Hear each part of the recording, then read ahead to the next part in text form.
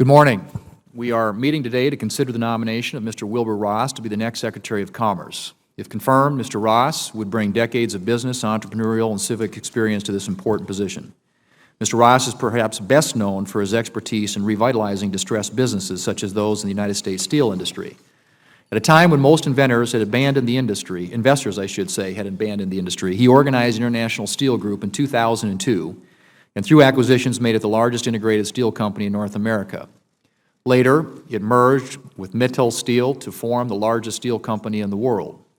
Mr. Ross's strong record of achievement in business led Bloomberg Businessweek to name him one of the 50 most influential people in global finance in 2011. It's also why he is the only person elected to both the Turnaround Management Hall of Fame and the Private Equity Hall of Fame. Mr. Ross's business experience is complemented by his service to the community. Mr. Ross served as a first lieutenant in the U.S. Army, and he is currently a member of the Dean's Advisory Board of Harvard Business School. He's also an advisory board member of the Yale University School of Management, which has presented him with its Legend of Leadership Award. Mr. Ross's nomination comes at an important time in our nation's economic recovery, and I believe his extensive management experience in the private sector and his understanding of the challenges faced by workers and businesses alike will equip him well for the job of leading the Department of Commerce. This large department, which has 12 different bureaus and nearly 47,000 employees located in all 50 states and around the world, oversees a diverse array of issues, from trade to fishery management and from weather forecasting to the Census Bureau. I'll be asking Mr. Ross about many of the challenges facing the Department and our economy. First and foremost, I'll be asking how he plans to deal with trade matters as the Secretary of Commerce.